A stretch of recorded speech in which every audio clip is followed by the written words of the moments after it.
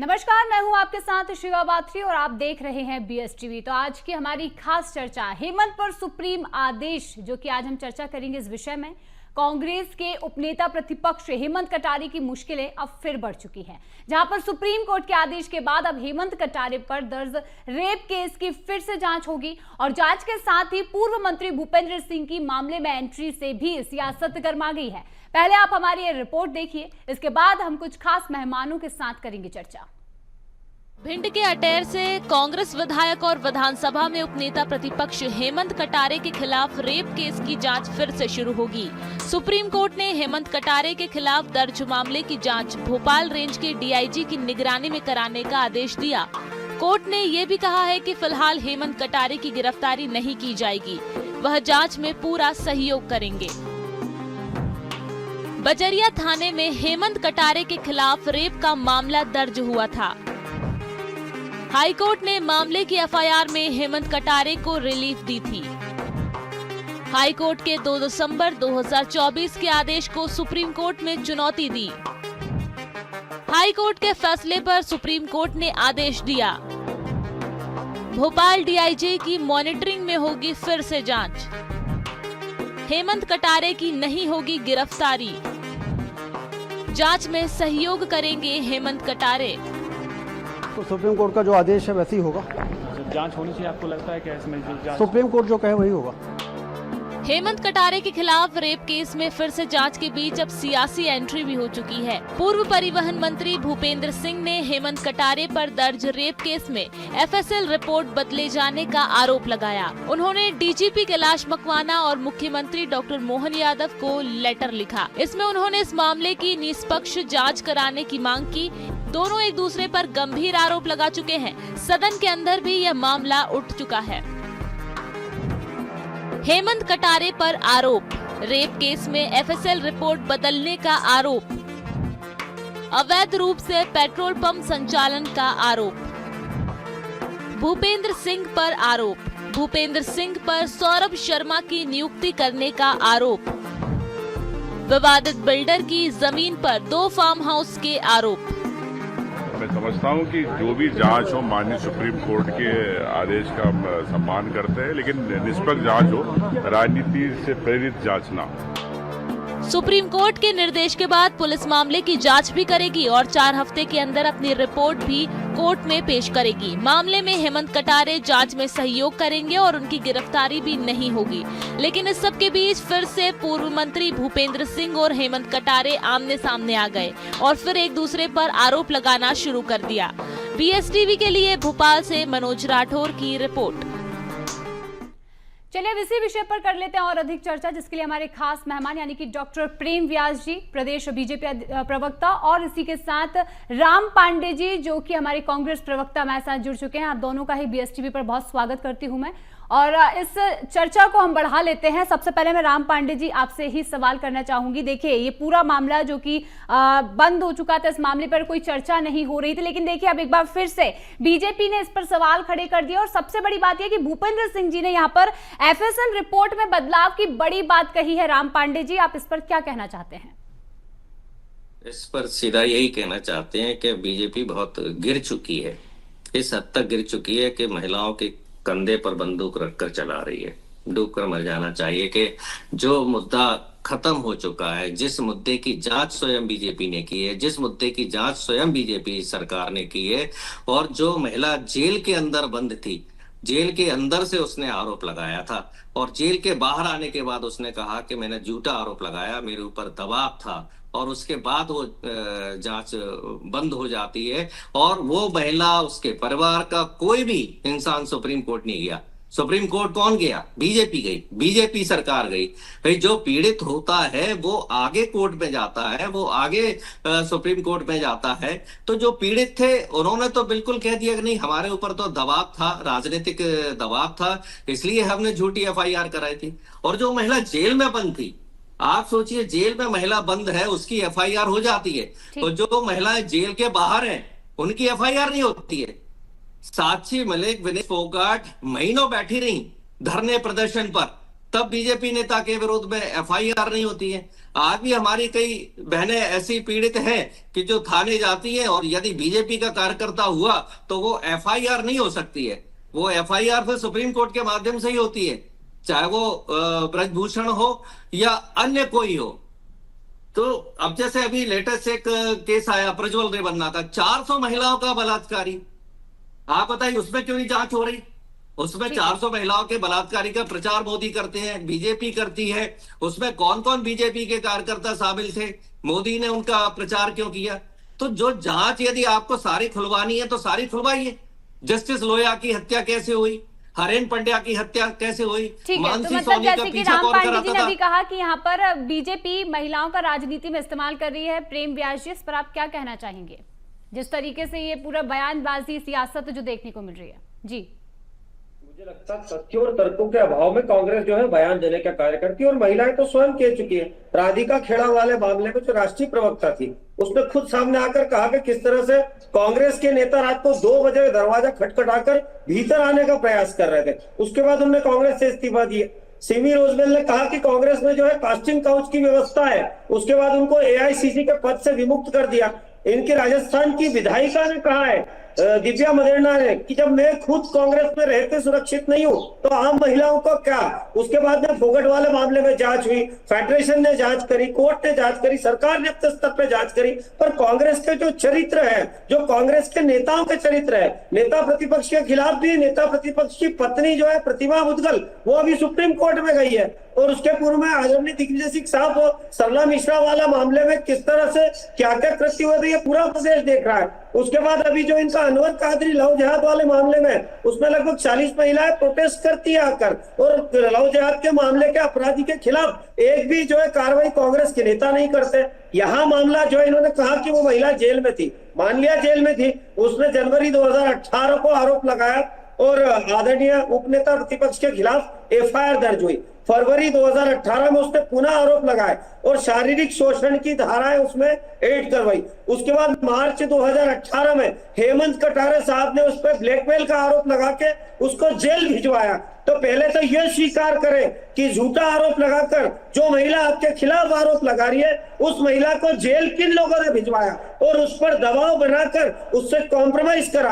अप्रैल 2018 में पीड़िता ने जेल से आने के बाद में कहा, क्योंकि उस पर दबाव था, उस पर झूठे मुकदमे दर्ज करवा दिए गए थे राजनीतिक रसूख का प्रयोग करके। उसके बाद दिसंबर 2024 में हाई कोर्ट ने जो है गिरफ्तारी पर आंतरिक रोक लगाई। उसके बाद में 2025 में एसएलपी दायर हुई और सर्वोच्च न्यायालय द्वारा यह आदेश दिया गया।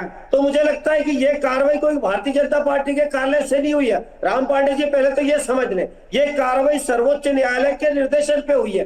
अगर आप कोर्ट के आदेश को स्वीकार करते हैं तो कोर्ट में अपने आदेश में कोर्ट ने क्लियर कहा है कि उसमें पारदर्शिता के साथ में कार्रवाई होना चाहिए। डीआईजी स्तर के जो है अधिकारी उसकी निगरानी करेंगे और अभी गिरफ्तारी पे अंतरिम रोक है। तो मुझे लगता है कानून पर विश्वास दोनों दलों का है, लेकिन जो दल सिर्फ जो है फैसला ऑन द स्पॉट चाहने वालों का समर्थन करते हैं वो किस तरह से प्रयास करेंगे कि जो है कोर्ट के द्वारा अगर कोई जांच प्रदर्शित की है तो उसको स्पेस कर लीजिए। यही कार्रवाई तो इन्होंने जनवरी फरवरी करी थी, जब उस महिला ने आरोप लगाए थे तो जांच फेस करने की जगह उस पर आरोप लगा के उसको जेल पहुंचा दिया था। तो मुझे लगता है कि यह पूरी तरह से गंभीर मामला है और इस मामले को जो है सुप्रीम कोर्ट ने गंभीरता से लेकर जांच के आदेश दिए। ठीक है राम पांडे जी, देखिए यहाँ पर ये बात कही जा रही है कि जो कोर्ट के आदेश है वो तो यहाँ पर सभी को मानने पड़ेंगे, और कहीं ना कहीं देखिए महिला ने एक बार अगर इस पूरी शिकायत में अपना जो बयान वापस लिया था, लेकिन दोबारा से महिला ने ये आरोप लगाया कि वहां पर उसके साथ अभद्रता की गई, जो भी यहाँ पर जो बयान दिए गए थे वो दोबारा से दिए गए। उसका देखिए महिला ने यहाँ पर आत्महत्या भी कर ली है, तो तुरंत ही फैसला नहीं लिया गया। तो अब क्या दिक्कत है अगर उस पूरे मामले में फिर से कोर्ट अगर फैसला करना चाहता है तो? जी जी बिल्कुल कोई दिक्कत नहीं है ना, फिर हर मामले में होनी चाहिए ना। हरेन पंड्या की हत्या हुई, उसकी क्यों नहीं जांच हो रही? जस्टिस लोया की हत्या की जांच क्यों नहीं हो रही है? मानसी सोनी का पीछा किसने कराया, उसकी जांच क्यों नहीं हो रही है? राम रहीम को जेल से बार बार क्यों छोड़ा जा रहा है? वो तो बलात्कार के आरोप में सजा पा चुका है, उसकी जांच क्यों नहीं हो रही है? नरेंद्र मोदी प्रज्वल रेवन्ना 400 महिलाओं के बलात्कारी का प्रचार करने गए थे, उसकी जांच क्यों नहीं हो रही है? और ब्रजभूषण सिंह जेल के बाहर क्यों पड़ा हुआ है? उस पर तो सुप्रीम कोर्ट ने एफआईआर की है, उसको जेल के अंदर क्यों नहीं डाला जा रहा है? इसकी जांच क्यों नहीं हो रही है? भारतीय जनता पार्टी के जितने भी बलात्कारी नेता हैं उनकी जांच क्यों नहीं हो रही है? मनोहर लाल धाकड़ हाईवे पर कांड करता है, उसको जेल में नहीं डाला गया, भारतीय जनता पार्टी से उसका क्या रिश्ता है? उसकी जांच क्यों नहीं हो रही है? और ये इन्होंने बताया उस महिला को जेल में डाला गया, तब बीजेपी की सरकार थी, शिवराज की सरकार थी। अप्रैल मई 2018 की ये सारी बातें बता रहे हैं। तो क्या इन्होंने उस हेमंत कटारे विपक्ष के नेता थे, विपक्ष के कार्यकर्ता थे, और हेमंत कटारे जी के कहने पर बीजेपी सरकार ने, शिवराज सिंह चौहान ने बात मान ली और उस महिला को जेल में भिजवा दिया, और फिर उसे जेल में उसी महिला से 15 दिन बाद हेमंत कटारे पर FIR करवा दी जाती है। और जब वो महिला जेल से आती है तो वो कहती है मुझे ऊपर दबाव था, झूठी था। उस महिला ने आत्महत्या क्यों की? कि उसने एक पुलिस वाले के साथ उसकी शादी तय हो गई थी और पुलिस वाले पर उसने आरोप लगाया कि मुझसे ये 40 लाख दहेज मांग रहे हैं और मेरे पास पैसा देने को नहीं है, इसलिए उस महिला ने आत्महत्या कर ली। तो उस पुलिस वाले को क्यों नहीं गिरफ्तार किया गया? उस पुलिस वाले पर क्यों नहीं FIR की गई? उसकी क्यों नहीं जांच की जा रही है? फिर सबसे बड़ा सवाल ये है, पीड़ित महिला थी, महिला की मां को, बहन को, भाई को, परिवार वालों को सुप्रीम कोर्ट जाना था, वो कोई नहीं गया। सवाल यही उठता है भारतीय जनता पार्टी की मंशा का कि भारतीय जनता पार्टी महिलाओं को भी नहीं छोड़ती है, महिलाओं के कंधे पर बंदूक चलाती है, महिलाओं को बीच में घसीटती है। इनमें खुद तो ताकत है नहीं है, खुद तो कायर है। ट्रंप के सामने हमने देख लिया कितने बड़े कायर हैं। राहुल गांधी जी ने संसद में चैलेंज किया था, ट्रंप का नाम बोलकर दिखा दीजिए, नहीं बोले। ठीक है राम पांडे जी, आपने जो अभी जवाब दिया है, जो अभी आपने जवाब दिया है, इसके जवाब में हम प्रेम व्यास जी से अभी जवाब लेंगे। लेकिन इस बीच देखिए हमारे पास यहाँ पर हेमंत कटारे जी का भी बयान सामने आया है, पहले हम उसे सुन लेते हैं, उसके बाद हम प्रेम जी आपसे यहाँ पर जवाब लेंगे। सौरभ शर्मा का भ्रष्टाचार उठाया, नरसिंह महा घोटाले को उठाया पूरी ताकत से, और अभी जल जीवन मिशन का बहुत बड़ा 10,000 करोड़ का घोटाला उठाया। इसका परिणाम ये निकला कि विपक्ष की आवाज़ को दबाने के लिए सरकार सुप्रीम कोर्ट में झूठे तथ्यों के आधार पर पुनर्जांच करने की मांग करे। ठीक है, कुछ स्वागत करते हैं, सुप्रीम कोर्ट का कोई भी निर्णय होगा, उच्चतम न्यायालय के हर निर्णय का सम्मान किया जाएगा। तो देखिए आप लोगों ने सुना कि यहाँ पर हेमंत कटारे जी ने ये कहा है कि झूठे तथ्यों के आधार पर, अगर जहाँ देखें तो पक्ष ने जो घोटाले थे, विपक्ष ने घोटालों को लेकर यहाँ पर आवाज उठाई, तो यहाँ पर पक्ष ने विपक्ष पर झूठे जो घोटाले हैं उन्हें लेकर, झूठे जो विवाद है उन्हें लेकर अब सवाल खड़े करते हुए नजर आई है। लेकिन पहले तो प्रेम व्यास जी, हम आपसे राम पांडे जी ने अभी जो कहा था उसमें जवाब चाहेंगे, उसके बाद हम हेमंत कटारे जी का जो बयान आया है उस पर सवाल करेंगे। जो प्रश्न किए गए थे फेडरेशन से संबंधित जांचों का भी जिक्र करा और अन्य जांचों का भी जिक्र करा। मैंने राम पांडे जी ने बताया कि महिला जो इंदौर में अनवर डकैत जो फरार है उसके फेवर में महिलाओं को खड़ा करने वाले लोग कौन है? राधिका खेड़ा जी ने पवन खेड़ा जी को जो है पत्र लिखा था, उसको जो है जवाब देने के बजाय उनको पार्टी से निष्कासन जैसी प्रक्रियाएं करने वाले लोग कौन है? सिमी रोजबेल ने कहा था कि जो है कास्टिंग काउच की व्यवस्था कांग्रेस के अंदर नहीं थे, AICC की मेंबर, उसको 6 साल के लिए निष्कासित क्यों कर दिया गया? तो कांग्रेस किस तरह से गले घोटती है ये तो विश्वविख्यात है। उसके बाद में जितने भी आरोप लगा रहे हैं उसमें अगर तथ्य और तर्क है तो जेल में डालने का कल भारतीय जनता पार्टी की सरकार नहीं करती, जेल में डालने का कार्य कोर्ट के निर्देशन से होता है। और 90 के बाद का दशक उठा के लिए देख लीजिए, जेल और बेल की जो राजनीति में कांग्रेस पूरी तरह से लिप्त है।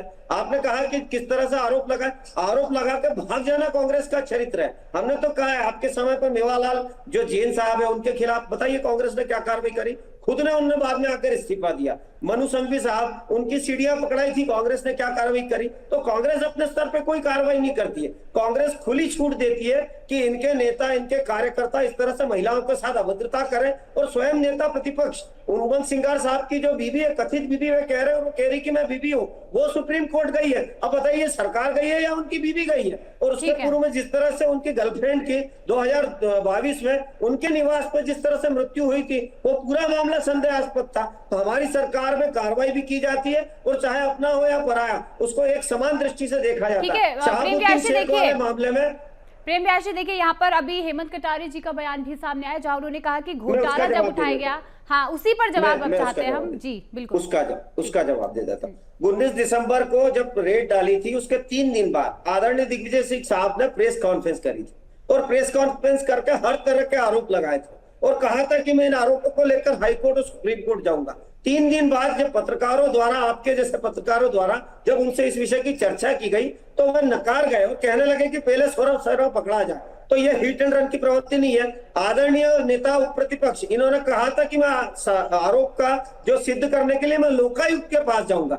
जनवरी का मामला है, अभी चल रहा है लगभग अगस्त चल रहा है। बताइए 7 महीने 6-7 महीने में ये लोकायुक्त में आरोप के जो सत्यापित इनके पास में प्रूफ थे उसको लेकर गए क्या? तो ये आरोप लगाने की प्रवृत्ति में माहिर है। जब इनसे कहा जाएगा कि कोर्ट और सुप्रीम कोर्ट जाके आरोपों को सिद्ध करें तो ये वहां जाने की जहमत नहीं करते। इनसे कहा जाएगा कि आप पटल पर आकर उनको उठाइए तो वहां जाकर नहीं उठाएंगे क्योंकि वो रिकॉर्ड्स में आता है, लेकिन सदन के बाहर उठाते हैं ताकि जनता को बरगला जाए। और शहाबुद्दीन वाला मामला एक छूट गया था, मैं बताता हूँ। हाईकोर्ट ने कहा है कि पूरी बंगाल में ममता सरकार उसको बचाने के जा रही है। इन्होंने कहा कि प्रधानमंत्री जी प्रचार करने गए थे, जब उन पर आरोप नहीं थे, आरोप लगने के बाद में एक भी प्रधानमंत्री जी ने कहा कुछ फेवर की बात तो बताइए। शहाबुद्दीन शेख के खिलाफ आपके एक नेता ने जो है आरोप लगाया हो तो मुझे बता दीजिए। आप समर्थन करते रहे बलात्कारियों का। मनु संघवी जी आज भी आपकी टीम में है, मेवालाल आज भी आपकी टीम में है। ये समस्त नाम जो आपकी टीम में प्रदर्शित करते हैं कि किस तरह से कांग्रेस इस तरह के जो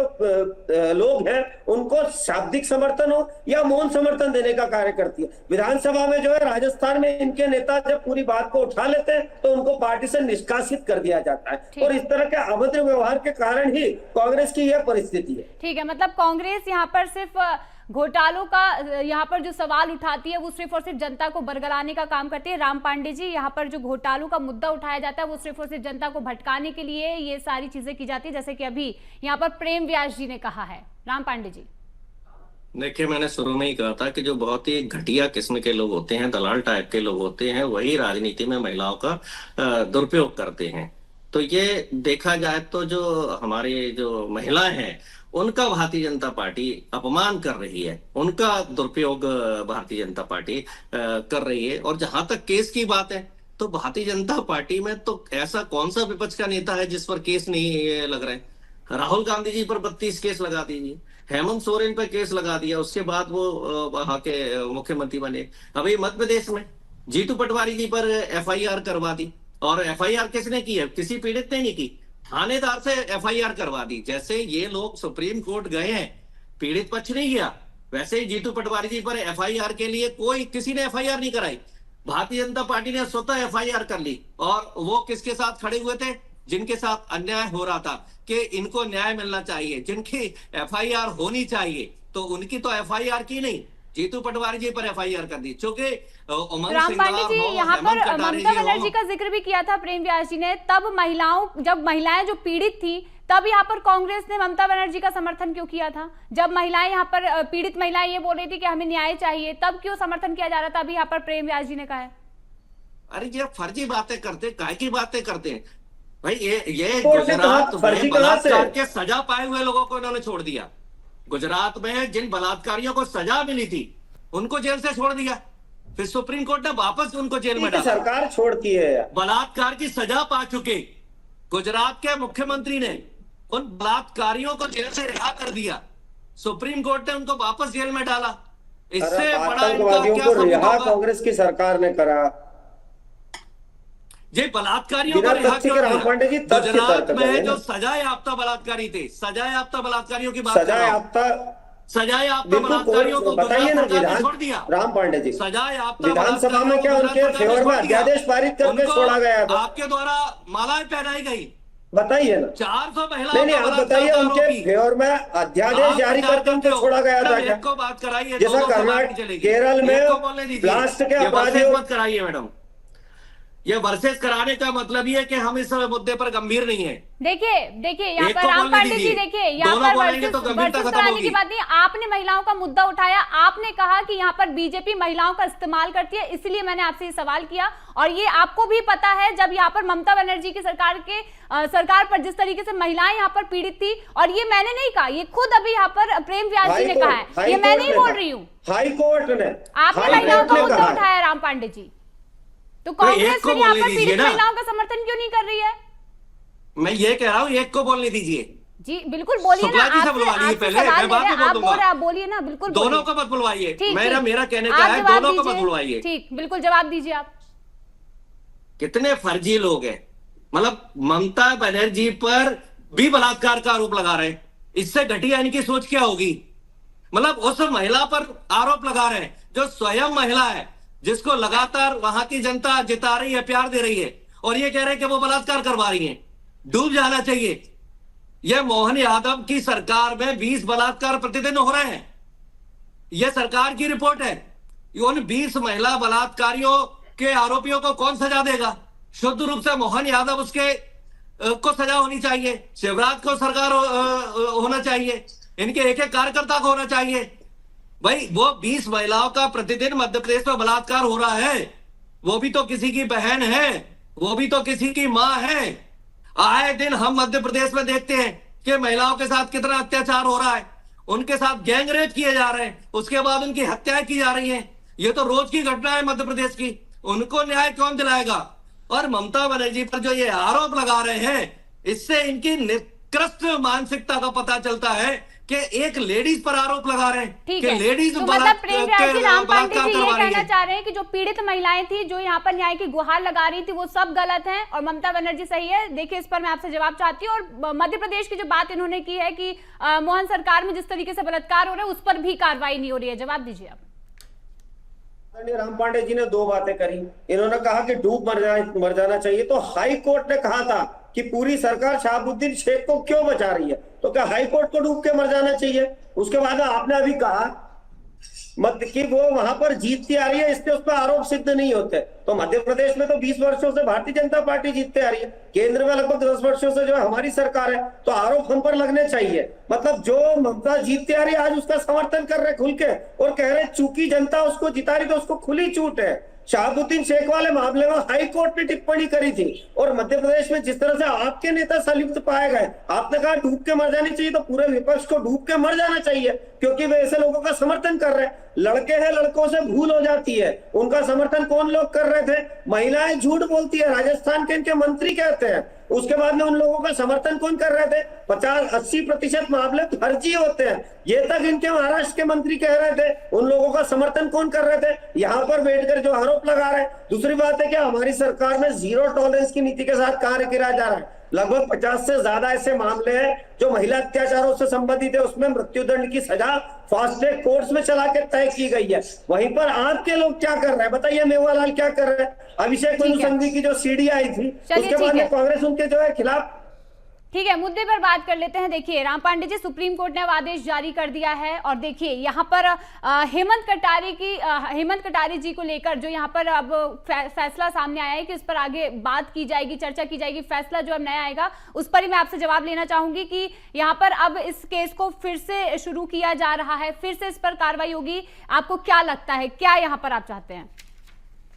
देखिए, हेमंत कटारे जी नहीं, जो भी हिंदुस्तान में सरकार से सवाल पूछेगा, जनता की आवाज उठाएगा, उस पर एफआईआर होगी, उस पर बलात्कार के केस लगेंगे, उस पर कई अन्य फर्जी एफआईआर होंगी।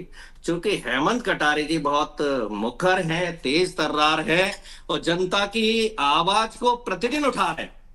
जो सौरभ शर्मा वाला जो भ्रष्टाचार का मामला था, उन्होंने सबसे ज्यादा ताकत से उठाया था। उनका 3 परिवहन मंत्री इसमें लिखते हैं, उनका इस्तीफा क्यों नहीं लिया जा रहा है? 3 परिवहन आयुक्त इसमें लिप्त हैं, उनका इस्तीफा क्यों नहीं लिया जा रहा है? अभी जल जीवन मिशन में 30,000 करोड़ का घोटाला है, इसकी जांच क्यों नहीं हो रही है? 1,000 करोड़ के घोटाले का आरोप सीधे सीधे से मंत्री पर लगा है। बीजेपी ने कहा था जांच करेंगे, दूसरे दिन जांच करने के लिए मना कर दिया। नरसिंह घोटाला सबसे ज्यादा हेमंत कटारे जी ने उठाया, तो उन पर यह कार्रवाई कर दी। अभी उनके भिंड की जो समस्या है वो लगातार उठा रहे हैं। सबसे ज्यादा हेमंत कटारे ये मुखर है, इनको डेली कटघरे में खड़े कर रहे हैं, डेली आईना दिखा रहे हैं, जनता की आवाज उठा रहे हैं, जनता के बीच में जा रहे हैं, जनता का दुख दर्द सुन रहे हैं, जनता की बात को उठा रहे हैं। तो जो भी देश में जनता की बात को उठाएगा उस पर बलात्कार के केस भारतीय जनता पार्टी कराएगी। ठीक है, प्रेम व्यास जी इसका जवाब चाहिए, क्योंकि देखिए यहाँ पर हेमंत कटारे जी मुद्दा उठा रहे हैं, घोटाले का मुद्दा उठा रहे हैं, इसलिए उनके साथ ये कार्रवाई अब फिर से करने की बात की जा रही है। प्रेम व्यास जी, नहीं 2018 में जब उन पर आरोप लगाए थे, वे कितने मुखर थे? क्या वे उपनेता प्रतिपक्ष थे? कुछ भी बोलना, सिर्फ आपको मंच मिला है तो उसमें कुछ भी बोलते हैं। 2018 में तो नेता प्रतिपक्ष उपनेता प्रतिपक्ष थे क्या वे?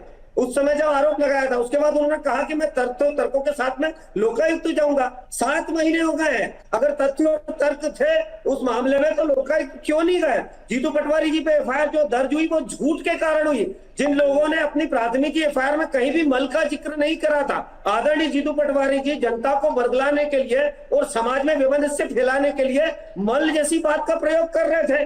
डूब मरना चाहिए आपको ऐसी राजनीति करने से। आप समाज में विवंदस्य फैला रहे हैं और आपके खिलाफ जब एफआईआर दर्ज हो रही है तो आप समूची कांग्रेस को पूरे प्रदेश से इकट्ठा करके एक जिला विशेष में लाकर पुलिस अधिकारियों पर दबाव बना रहे हैं। जबलपुर में आपके जीतू पटवारी जी ने जिस व्यक्ति के लिए टीआई को धमकाया था, बाद में पता चला वही अपराधी है, हत्या का। क्षमा याचना करी क्या कि जिस व्यक्ति के लिए मैंने फोन लगा के सार्वजनिक रूप से टीआई को धमकाया था वो सब सजा, उसने हत्या का अपराधी निकला था। उसके बाद में आप कह रहे हैं कि कांग्रेस की स्थिति, आप बताइए ना कांग्रेस के कितने नेता है? चलिए ठीक है, वैसे तो समय का अभाव है, लेकिन देखिए जिस तरीके से आप दोनों ने ही हमें जानकारी दी है उससे ये पता चलता है कि आगे जो फैसला होगा वो बिल्कुल यहाँ पर देखने लायक होगा। फिलहाल हमारे साथ इस खास चर्चा पर बनने के लिए राम पांडे जी आपका और प्रेम व्यास जी आप दोनों का बहुत बहुत धन्यवाद। तो जैसे कि आपने देखा कि हेमंत पर अब सुप्रीम का जो नया आदेश आया है उसे लेकर कैसे सियासत गर्मा रही है, लेकिन अब ये पूरा मुद्दा फिर से खुलेगा और क्या इस पर कार्रवाई होती है ये बिल्कुल देखना होगा। लेकिन फिलहाल आज की हमारे इस खास चर्चा में इतना ही। बने रहिए BSTV के साथ। नमस्कार।